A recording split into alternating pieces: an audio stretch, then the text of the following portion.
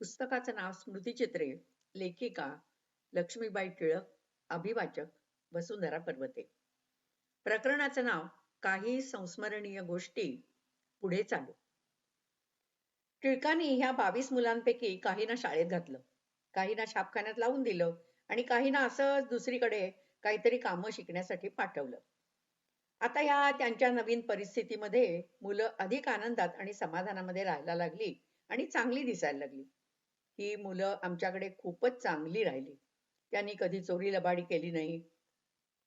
त्यांच्यातच दत्तू पण होता. कामाला 2 बाया होत्या. पण त्यांना सगळं काम आटपतच नसे. मी त्यांच्या बरोबरीने काम करी. पण दळणाचा फार त्रास व्हायला लागला. बाहेर दळणाला द्यावं तर तितका खर्च वाढतो. मग मी आमच्या मुलांची सभा बोलावली आणि तिच्यापुढे हा प्रश्न ठेवला. आणखी एक बाई कामाला ठेवावी लागेल. पण म्हणजे तुमच्यातला एक मुलगा काढावा लागेल. दळण तर आम्हाला आटपत नाही. आपल्याला रोज 3 पायल्यांचं पीठ लागतं. तेव्हा बाई जर ठेवायची नसेल, तर लहान मुलांनी 1 पायली दळावं आणि मोठ्या मुलांनी आम्हाला 2 पायल्या दळू लागावं. हे म्हणणं मुलांना पटलं. तितकाच आमचा खर्च पण वाचला. मुलांचा आणि आमचा संसार अशा रीतीने खूप प्रेमाचा, सुखासमाधानाचा चाललेला असताना मध्येच एक संकट आलं. माझी जशी टिळकांच्या बाबतीमध्ये पैशासंबंधी तक्रार होती, तशी डॉक्टर ह्यूम यांची आम्हा दोघांसंबंधी म्हणजे विशेषतः माझ्या संबंधी होती. त्यांना वाटे की मी व्यर्थ पैसे उडवते आणि टिळकांच्या संसारासंबंधी मला जशी इतके दिवस काळजी वाटत होती, तशी आम्हा दोघांच्या संसारासंबंधी डॉक्टर ह्यूम यांना वाटायला लागली. आम्ही मुलं सांभाळलेली त्यांना मुळीच आवडली नाहीत. त्यांचंही बरोबर होतं. अहो, दर महिन्याला अगदी 1ल्या तारखेलाच पुढच्या महिन्याचा पगार संपलेला असायचा. इतकी पैशाची ओढाताण करून आम्ही परोपकार करीत बसणं म्हणजे शेवटी आपल्याकडे अडचणी घेऊन येणं असंच त्यांना वाटायला लागलं. अर्थात हे सगळं टिळकांवरच्या त्यांच्या निष्कपट प्रेमामुळे होतं. तेव्हा आमच्या संसारात त्यांनी केलेल्या ढवळाढवळीबद्दल आम्हाला त्यांचा राग येई, पण तो फार काळ काही टिकत नसे. आता डॉक्टर ह्यूमचं टुमणं सुरू झालं, की मुलं सोडून द्या. तुमचा पगारच तुमच्या संसाराला पुरत नाही. आम्ही म्हणावं, आम्ही सोडणार नाही. जोपर्यंत त्यांची व्यवस्था लागत नाही, तोपर्यंत आम्ही त्यांना सांभाळणार. आता भावा, तुम्हाला खर्च फार होतोय. हे बघा, आम्हाला जो पैसा मिळतोय, तो आमचेच चोचले करून घेण्यासाठी मिळत नाहीये. देवानी त्याच्यामध्ये पुष्कळांचा वाटा ठेवलेला आहे. अरे पण भावा, तुमची अडचण होईल.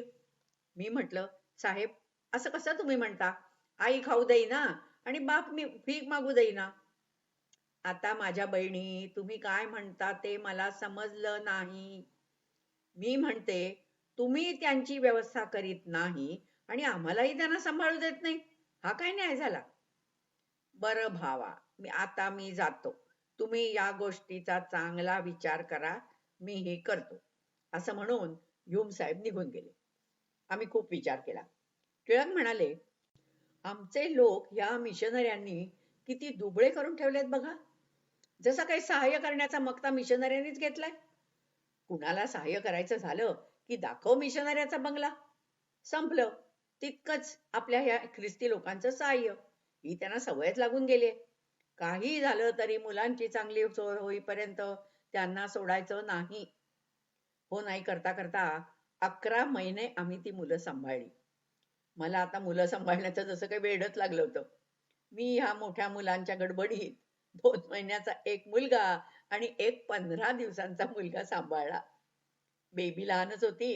या 3 मुलांच्या पाळण्याच्या दोऱ्या आणि दुधाच्या बाटल्या सारख्या माझ्या हातामध्ये असायच्या.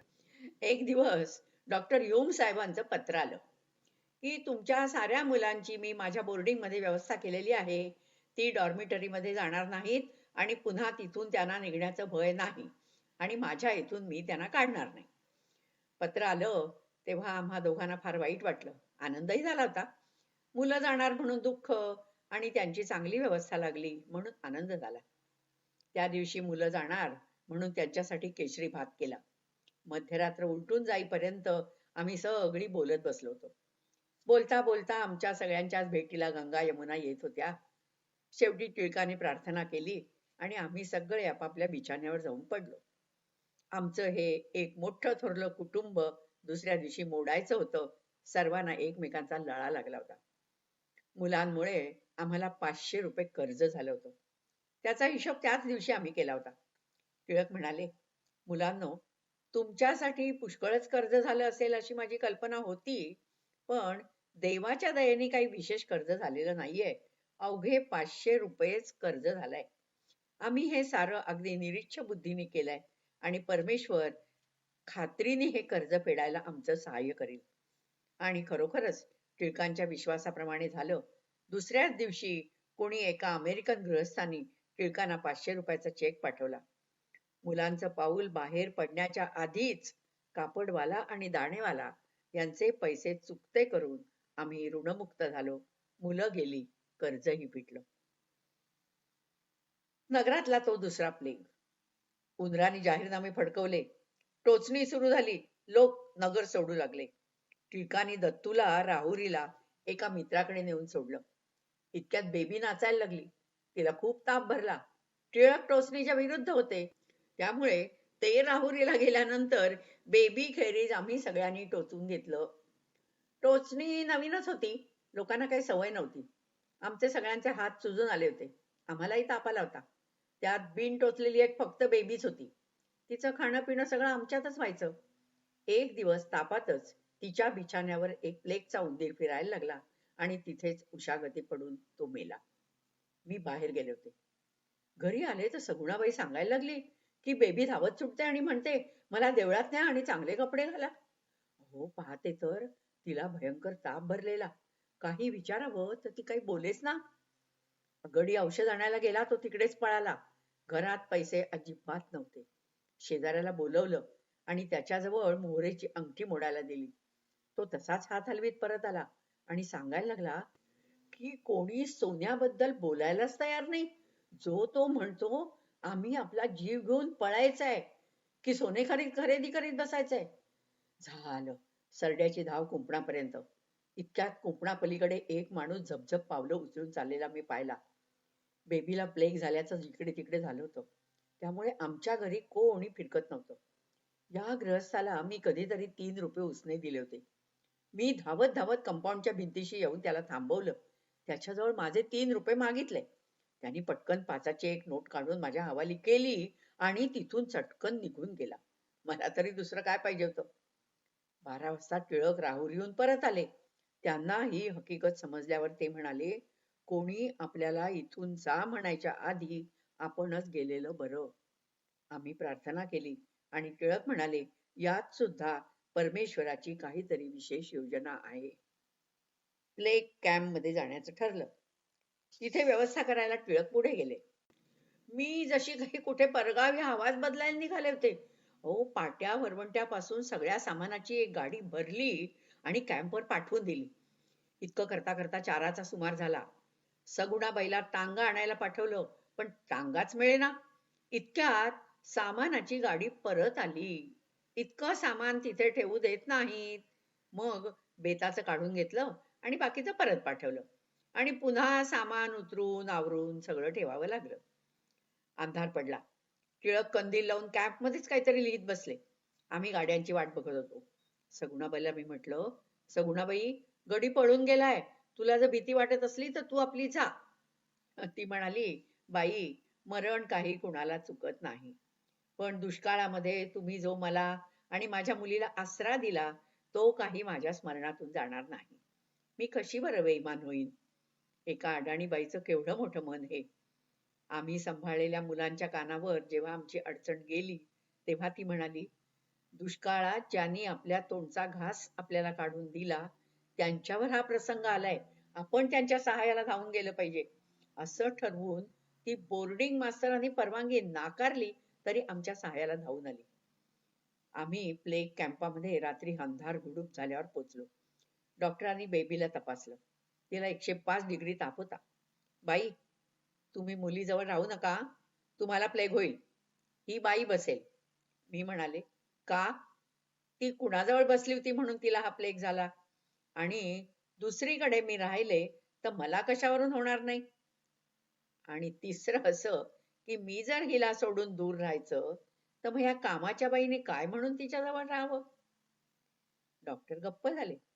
मुले आणि दया गेली. झोपडीत मी, सगुणाबाई आणि बेबी होतो. पौषाचा महिना, कडाक्याची थंडी. खायला सकाळची वाळलेली भाकरी आणि तिथल्या खापराच्या घागरीमधलं बर्फासारखं थंडगार पाणी. मनामध्ये नाना प्रकारच्या काळज्या.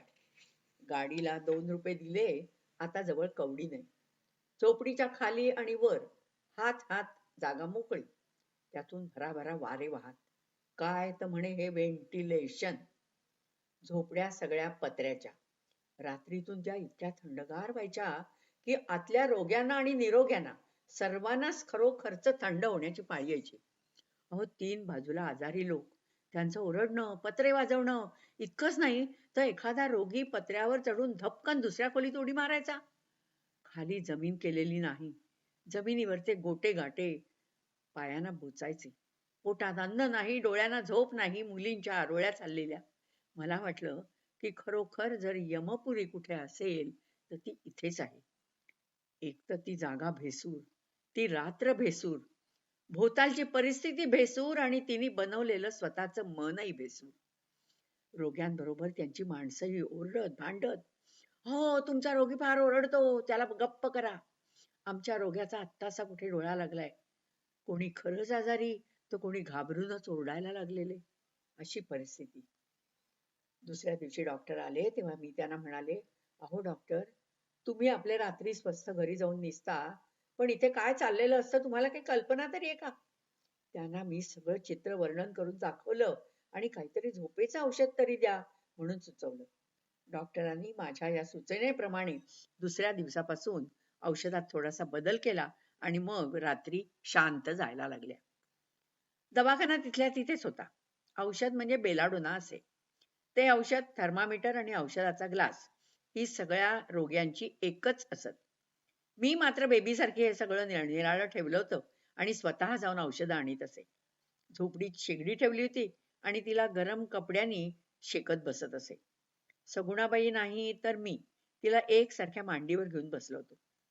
तिथे 10 दिवस रोग्यांना आणि त्यांच्या बरोबरच्या माणसाला तिथलंच खाणं मिळायचं. आम्हाला शिधा मिळे आणि दया स्वयंपाक करी. आम्ही चांगली 10 माणसं होतो. दया एकटी सगळ्यांचा स्वयंपाक करी. आमच्याकडे येण्याची कोणाला परवानगी नव्हती. पण कुणी नाही असं बघून मुलं हळू तारेतून येत असत आणि भेटून जात असत. 14 दिवस झाले. सिव्हिल सर्जन आले. त्यांनी आणि दुसऱ्या एका डॉक्टरांनी मुलीला तपासून सांगितलं की आता हिची आशा नाही. टिळकांना बडबडून आलं. सगुणाबाई दूर जाऊन रडत बसली. तिला बेबीचा लळा लागला होता. तिच्या तिने खस्सा खाल्ल्या होत्या. माझी वृत्ती भरपुरीची आहे. कपडे करायचे झाले तर मी ते अगदी वाढत्या अंगाचे करवते. कोल्ह्याच्या शिकारीला जायचं झालं तर मी वाघाच्या शिकारीची तयारी करते. घरून निघताना मी गुपचूप 1 शेर जवसाचं पीठ, कॅस्टर ऑइल, कोळसे अशा बऱ्याच उपयोगी जिन्सा बांधून आणल्या होत्या. मीही निराश झाले. 10-15 दिवसात बेबीची पाठ जमिनीला लागली नव्हती. आज मी तिला खाली निजवलं. शांत पडली होती. शेगडी पेटलेलीच होती. मी ते सगळं जवसाचं पीठ शिजवलं. गळ्यापासून सर्व छाती पोटावर पोटीस घातलं. एरंडेल, दूध, साखर गरम करून कसं तरी तिच्या पोटात घातलं. पायाशी शेगडी ठेवली, ब्लँकेटाने तिला चांगलं गुंडाळून घेतलं आणि तिला सांगितलं, आता तू खुशाल मर. अमुक एक केलं नाही असं मला वाटायला नको हो. मग दार लावून तिला एकटीलाच आत टाकून मी दूर रानात निघून गेले. अगदी एकांत मिळाल्यानंतर गुडघे टेकून मोठ्यांदे आरोळी मारून देवाजवळ प्रार्थना केली की देवा बापा, ही पोर जगू दे. ही माझी नाहीये, ही तुझी आहे. तूच मला ती दिली होतीस आणि मी तिचं फक्त लालन पालन केलं. तुझी इच्छा असेल तर तू तिला नेशीलच. हिला जर आराम पडला तर मी इथे आजाऱ्यांचं काम करीन. असं म्हणून मी गळा काढून मनसोक्त रडले. थोड्या वेळाने मी परत आले. खोलीचं दार उघडायला मला धीर होईना. गुडघे टेकून अशी प्रार्थना मी पूर्वी कधीच केली नव्हती. उरात धडकी भरली होती. मोठ्या जुलमानी दार उघडलं. पण मी दार उघडताच बेबीने हाका मारून विचारायला सुरुवात केली, ममा तू कुठे होतीस? पप्पा कुठे आहेत? लहानपणी ती मला ममा म्हणायची आणि त्यांना पप्पा म्हणायची. मला इतका आनंद झाला की तिला उचलून घ्यावी असं वाटलं. पण तिच्या हार्टवर एखाद्या वेळेला वाईट परिणाम होईल हे चटकन ध्यानात येऊन मी तशीच दार लावून व धावत टिळकांच्या खोलीकडे गेले आणि तिथे टिळक इतर मंडळींबरोबर प्रार्थना करीत बसले होते. मला पाहून त्यांना वाटलं मुलगी आटोपल्याची बातमी सांगायलाही आली असावी. मी त्यांना हसत हसत सांगितलं, "अहो बेबी तुम्हाला बोलावतेय." पण त्यांना खरंच वाटेना. माझं हसणं आणि बोलणं त्यांना वेड्यासारखं वाटलं. मी पुष्कळच हसत होते आणि पुन्हा पुन्हा सांगत होते, की "अहो तुम्हाला बेबी बोलावतेय." शेवटी आम्ही दोघं तिच्या झोपडीत गेलो आणि त्यांना पाहताच ती म्हणाली, "पप्पा, तुम्ही मला टाकून कुठे गेला होतात? मला आंबे आणा ना." टिळकांनी ₹1 देऊन मुलांना बाजारात मोसंबी आणायला पाठवलं. पण बाजारात सगळा शुकशुकाट होता. मोठ्या पंचायतीने त्यांना अगदी बारीक बारीक वाळलेली अशी 5-7 मोसंबी मिळाली. दुसऱ्या दिवशी डॉक्टर आले. त्यांनाही फार नवल वाटलं. 18 दिवसांनी ती झोपडी आम्ही सोडली. देवाने मुलीला प्लेग का आणला याचं उत्तर टिळकांना मिळालं ते असं. एक दिवस कॅम्पमध्ये दुधावरून काहीतरी तक्रार झाली. ती गडबड ऐकून टिळक तिथे गेले आणि म्हणाले, "बघूया वही." त्यांना उत्तर मिळालं, "साहेब, तुम्हाला समजणार नाही." तशी वही त्यांनी हिसकावून घेतली आणि पाहतात तो वहीत आकडा मोठा, प्रत्यक्ष दूध कमी. टिळक मला येऊन म्हणाले, "माझ्या प्रार्थनेचं उत्तर मिळालं. बेबीला का प्लेग झाला ते समजलं. आपल्या इकडे विश्वासू माणसंच कमी." रोग्यांची जर उत्तम व्यवस्था झाली, त्यांचे खाण्यापिण्याचे हाल झाले नाहीत, तर रोगी दगावणार नाहीत. आत्ताच पाहिलं ना, दूध कागदी तिप्पट तर प्रत्यक्ष एकपट. न्हाव्या भटांची सिंहस्थाची पर्वणी, तशी या गुलामांची ही प्लेगची पर्वणी आली आहे. माझा झाला निश्चय की इथे राहून रोग्यांचं पडेल ते काम करायचं. तुझी आहे तयारी? मी म्हटलं, हो, माझी आहे तयारी. देवानी आम्हा दोघांना त्या प्रसंगी खूपच धैर्य दिलं आणि मोठं मन दिलं. ज्याला कोणत्याच रोगाचं भय नाही, कसल्याच घाणीची पर्वा नाही, अशाचं म्हणजे भंग्याचं मन त्यांनी आम्हाला त्यावेळी दिलं. आई देखील जे काम करायचा कंटाळा करील, ते काम हा गरीब मनुष्य प्राणी आपल्या कृतघ्न बांधवांसाठी करीत असतो. आम्ही दोघांनी आपल्या कामाला मनापासून सुरुवात केली. कॅम्पाजवळच आम्हाला एक झोपडी बांधून देण्यात आली. पण आता शिदा बंद झाला होता. पाण्याची पखाल चालूच होती. मुलं साहेबांनी परत नेली. सगुणाबाई आपल्या मुलीला भेटायला आपल्या खेडेगावी गेली. टिळकांनी तिला जाताना लुगडं चोळी घेतली.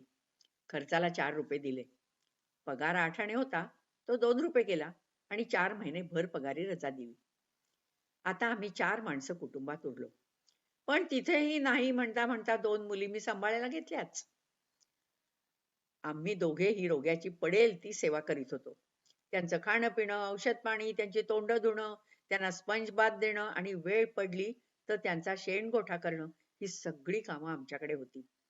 तिथे सगळ्या धर्माचे आणि सगळ्या जातीचे लोक येत होते आणि आम्ही तिथे आहो हे समजल्यानंतर त्या कॅम्पची भीती लोकांमध्ये कमी झाली आणि अधिकाधिक रोगी तिथे यायला लागले. टिळकांचे एक उधार कापड व्यापारी होते.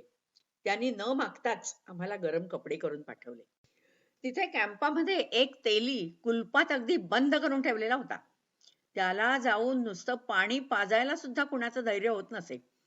आम्ही आमच्या हातात व्यवस्था आल्याबरोबर एक नवीन नर्स आणवली. ती ख्रिस्ती होती आणि अगदी मनापासून काम करायची. पहिल्या दिवशी मी आणि ती जाईबाई त्या तेल्याच्या झोपडीकडे जायला लागलो.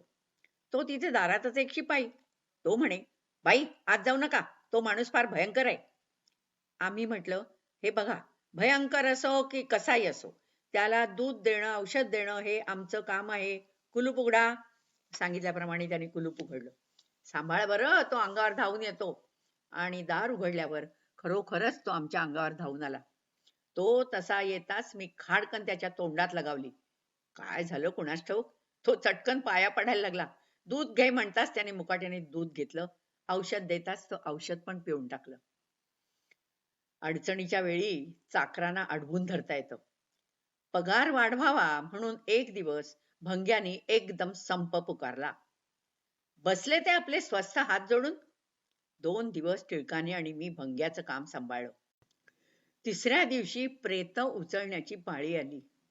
टिळकाने आपली कंबर बांधली, मीही पदर खोचला. 2 प्रेतं उचलून आम्ही गाडीत घातली. आता मात्र भंगी लोक चपापले. ते लगेच धावून आले आणि म्हणायला लागले, साहेब, आमच्या पाठीवर मारा पण पोटावर मारू नका. टिळक म्हणाले, तुम्हाला अधिक पगार मिळू नये असं माझं मुळीच म्हणणं नाहीये. मात्र तुम्ही अशा आणीबाणीच्या वेळेला रोग्यांना अडचणीत पाडणं तुमच्या माणुसकीला शोभत नाही. आम्ही तुमचा पगार वाढावा म्हणून जरूर प्रयत्न करू. या सगळ्या सेवेचा चांगला परिणाम व्हायला लागला. आम्ही गेलो तेव्हा शेकडा 10% रोगी जगत. आता शेकडा 90 जगायला लागले. डॉक्टरांना फार आनंद झाला.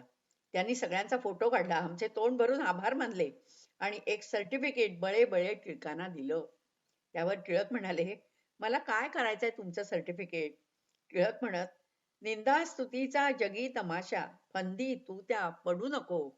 मान घडो अपमान घडो तव, हसू नको तू रडू नको.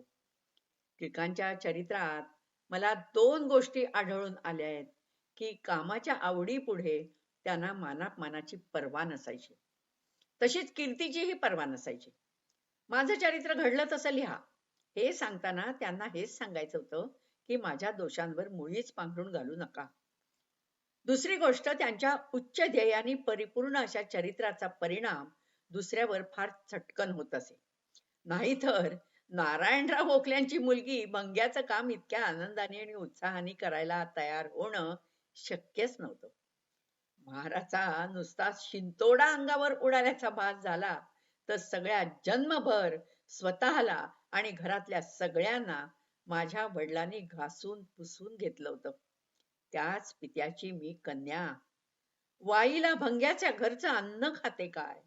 नगरच्या दवाखान्यात हलकी समजलेली कामं करायला धावते काय? पण यात वाणायचं झालं तर टिळकांनाच वाढलं पाहिजे. ते माझे या बाबतीमध्ये गुरु होते. त्यांनी मार्ग दाखवला की त्या मार्गाने डोळे झाकून बेधडक पळण्याचं काम माझं असायचं.